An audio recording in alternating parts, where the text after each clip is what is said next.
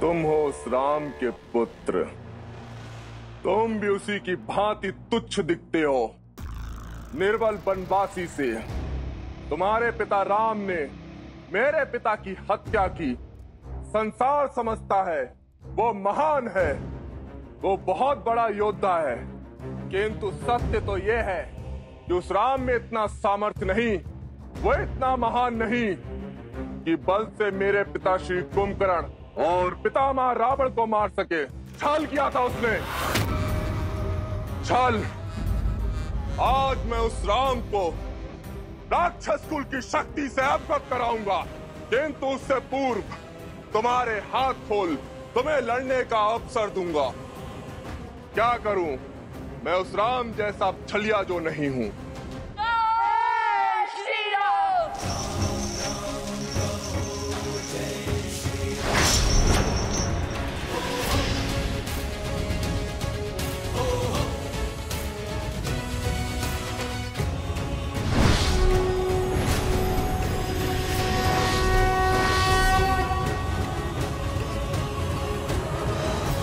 बंदी बना लो इन्हें।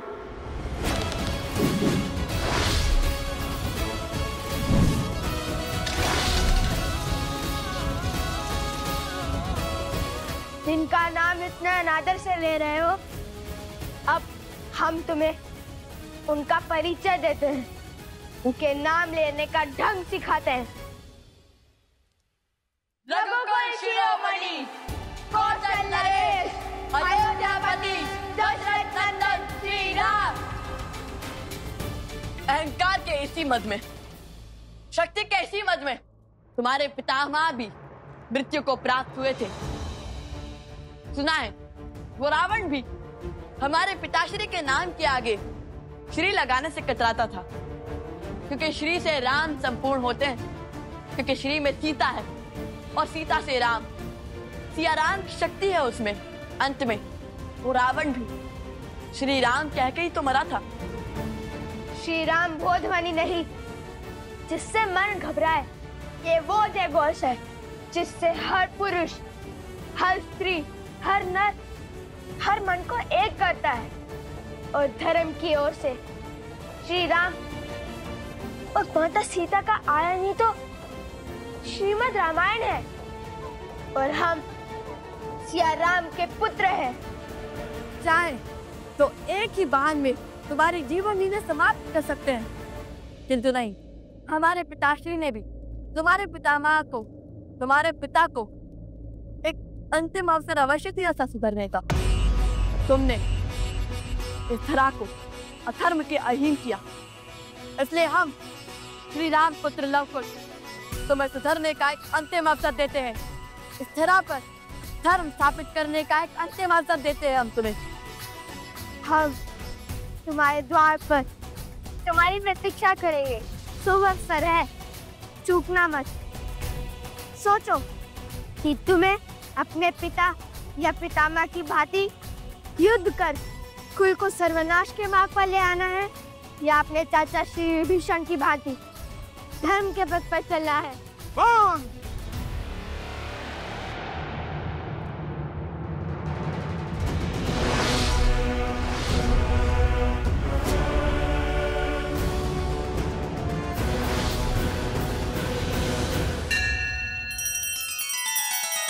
श्री रामचंद्र कृपालु भजु मन हरण भव भय दारुणम।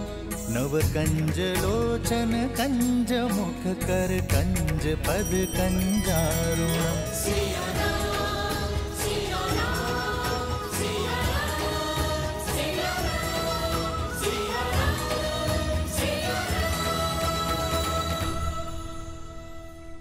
निर्बल था, विश्वासघाती था वो विभीषण, जो शत्रु के आगे नतमस्तक हो गया।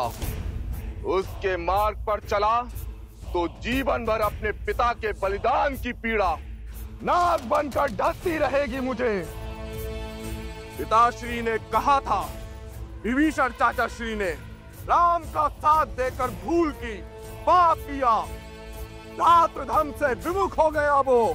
संसार तुम्हें सदा विश्वासघाती के रूप में स्मरण रखेगा। रावण का भेद ही कहेगा, घर का भेद ही कहेगा। मैं भी अपने पिता का पुत्र हूँ, प्रतिशोध की ज्वाला में जल रहा हूँ।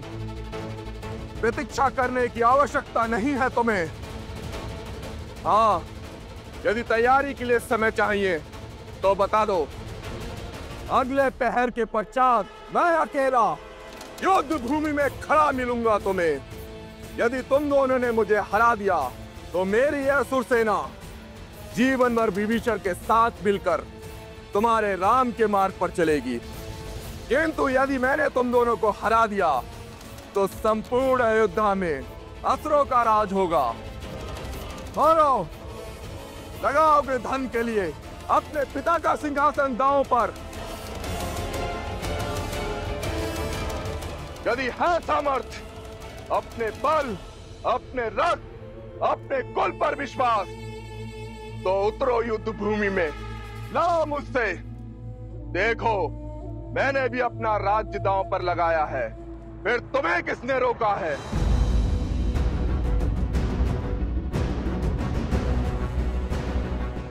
धर्म ना कभी हारता है और ना ही कभी किसी से भयभीत होता है। हम शर्त के पास में नहीं बनते, किंतु एक वचन अवश्य देते हैं। शीघ्र ही इस स्थान से तुम्हारी अधर्म की सत्ता का अंत होगा। यहाँ धर्म का संचालन होगा। जय सिया राम।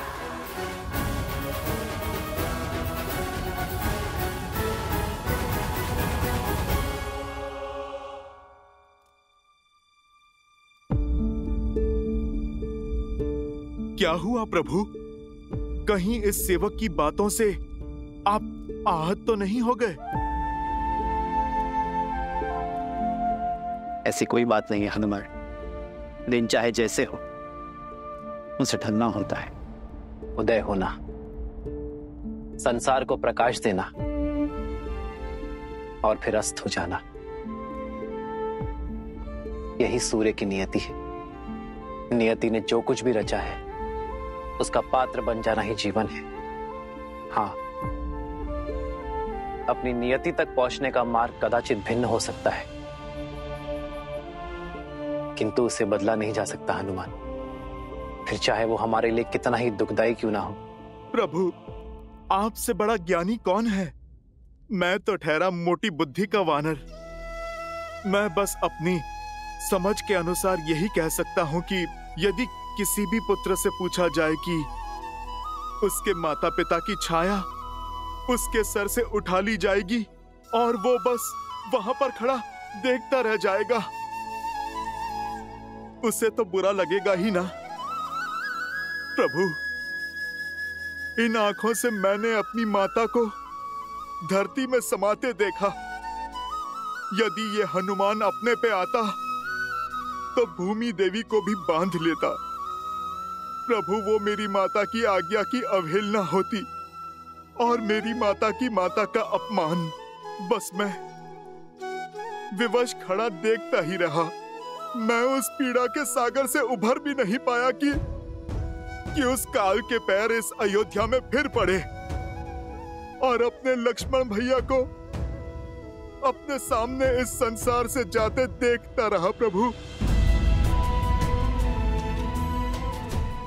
तब भी आपके आदेश और लक्ष्मण भैया के हट के आगे मैं हार गया।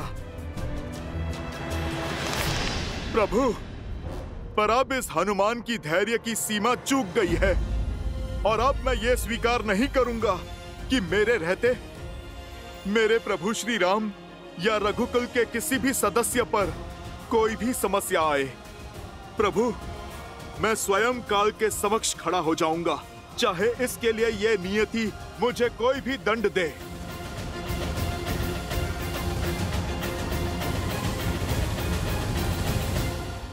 और प्रभु, आपको सौगंध है अपने इस दास की, इस बार आप मुझे नहीं रोकेंगे और ना ही किसी भी बंधन में डालेंगे। प्रभु, यदि मैंने आपकी भक्ति पूर्ण तन मन और आत्मा से की है तो मेरे प्रभु श्री राम मेरे इस कार्य के बीच में नहीं आएंगे। प्रभु, आपको मेरी सौगंध है।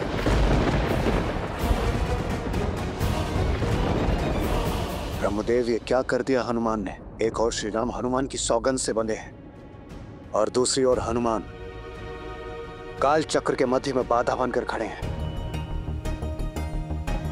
माता सरस्वती, अब आप ही कोई मार्ग सुझाइए। देवराज, भले ही मैं ज्ञान की देवी हूं, लेकिन भक्ति के आगे ज्ञान हार ही जाता है। हनुमान के सामने मैं स्वयं ही असहाय हूं। हनुमान त्रेता और द्वापर के मध्य में संकट बनकर खड़े हैं और हम देवताओं से उन्हें अभय प्राप्त होने के साथ साथ चिरंजीवी होने का आशीष भी प्राप्त है। तब कौन हरेगा हमारे इस संकट को? क्या हुआ यमदेव? आप बड़े विचलित हैं। विचलित तो सृष्टि का चक्र हो रहा है ब्रह्मदेव, और बाधा क्या है आप स्वयं जानते हैं ब्रह्मदेव। यदि काल अयोध्या के भीतर नहीं पहुंचा तो जिन लोगों का जीवन काल पूरा हो चुका है और वो लोग अपने समय से ऊपर जी रहे होंगे, सारा संतुलन ब्रह्मदेव भंग हो जाएगा। केवल श्री राम नहीं, और भी लोगों का जीवन चक्र हनुमान ने अपने हाथों से रोका हुआ है। यदि कोई मार्ग नहीं निकला ब्रह्मदेव, तो विवश होकर मुझे हनुमान पर बल प्रयोग करना होगा। महादेव वैसे भी ध्यान में लीन है, तो क्यों ना यमराज को एक अवसर दिया जाए। कदाचित वही कोई मार्ग निकाल ले।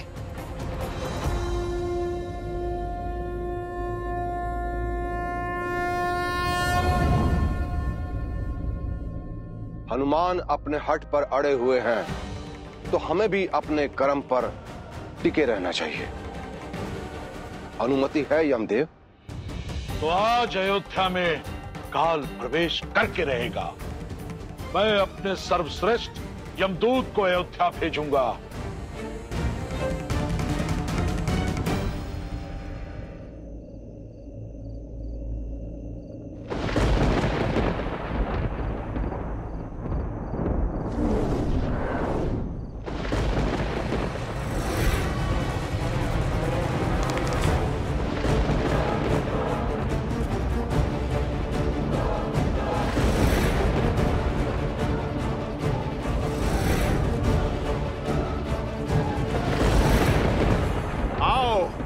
मैं तुम्हारी ही प्रतीक्षा में हूं। लगता है पूरी सेना भेजी है यमराज ने।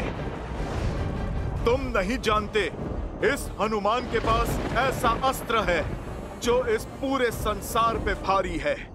वो है मेरे प्रभु की भक्ति। श्री राम, श्री राम, श्री राम। सावधान!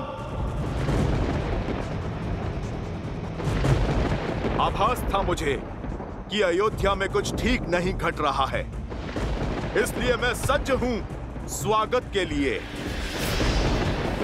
मैं तुम्हें चेतावनी देता हूं, वहीं पर रुक जाओ। अयोध्या पे आया संकट कहीं ना कहीं मेरे प्रभु पर है, और यदि मेरे प्रभु पर कोई भी संकट आता है तो फिर तुम सब मेरे शत्रु हो। फिर मैं तुम्हारे साथ वही करूंगा जो एक शत्रु के साथ किया जाता है।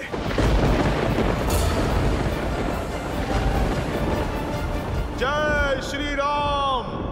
जय महावीर हनुमान, जय जय पवन पुत्र हनुमान। यमदेव, मैं आपसे आग्रह करता हूं, आप अपने दूतों को लौटा लीजिए, अन्यथा इस राम भक्त हनुमान का क्रोध साक्षात काल भी नहीं सह पाएगा। हम आपके बल से अनुभज्ञ नहीं हैं मारुति, परंतु हम अपने स्वामी के आदेश से भी बंधे हैं। यमराज ने हमें आपकी बात अनसुनी करने का आदेश दिया है।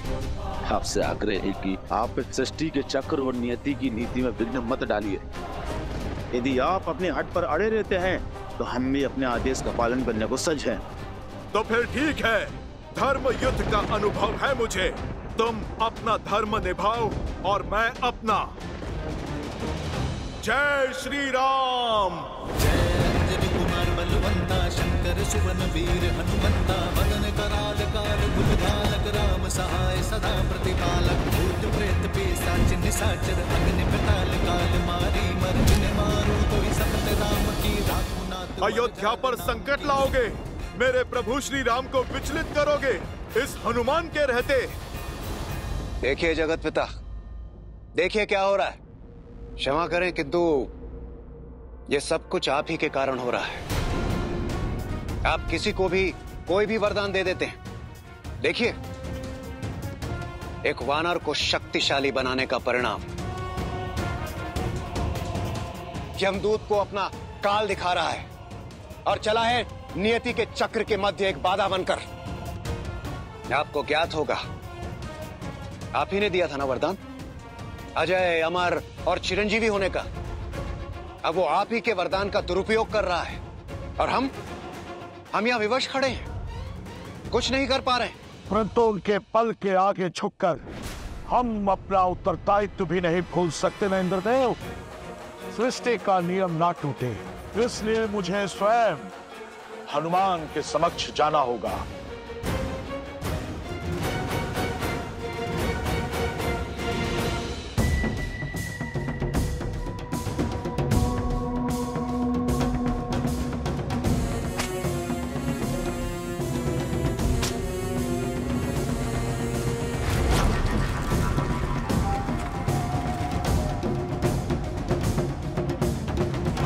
राम के पुत्र होने का अहंकार है ना तुम्हें?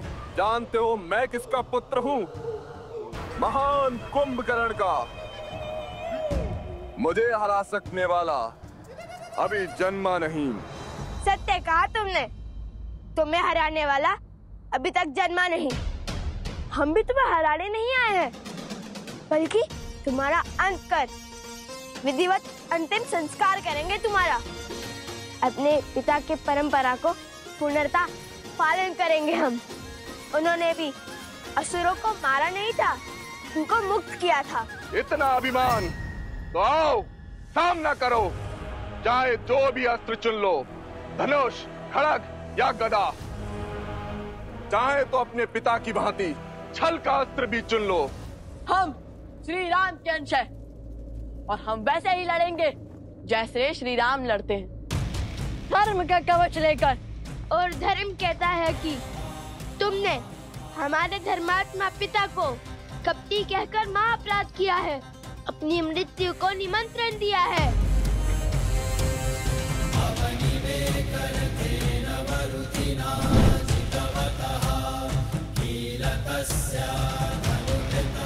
तुम्हें लगता है कि हमारे पिता छल और कपट से जीते थे? तो ठीक है, हम सिद्ध करेंगे कि श्री राम के रक्त में कपट नहीं। आज युद्ध बराबरी का होगा और हम भी वही अस्त्र उठाएंगे जिसमें तुम्हें महारत प्राप्त होगी। आज हम तुम्हारे नियमों से लड़ेंगे और उसी से तुम्हारा अंत करेंगे।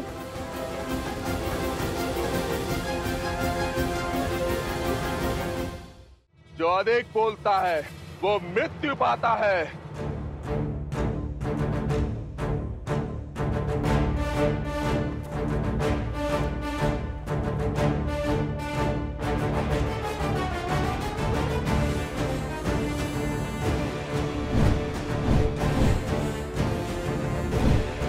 कुश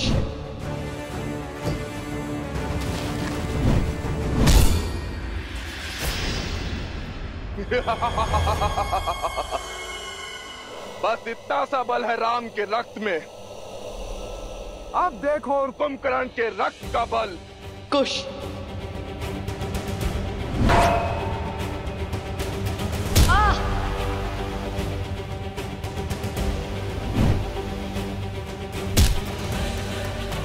कुश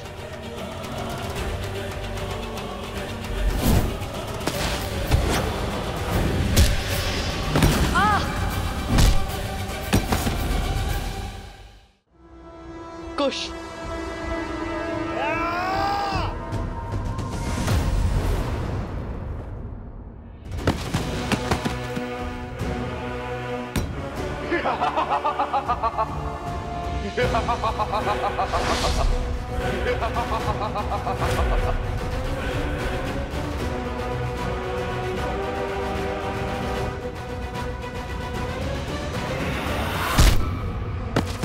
घोष!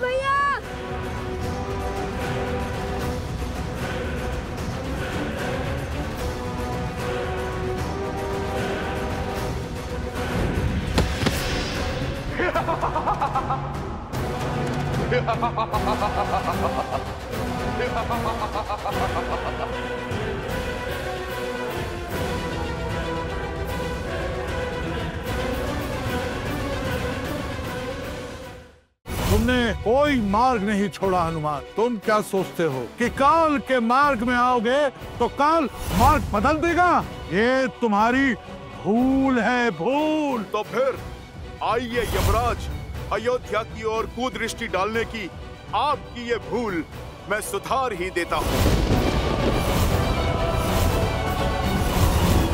श्रीमद् रामायण के सभी एपिसोड्स फ्री देखने के लिए हरिओम ऐप डाउनलोड करें एंड्रॉइड के प्ले स्टोर या iOS के ऐप स्टोर से, या हरिओम यूट्यूब चैनल सब्सक्राइब करें।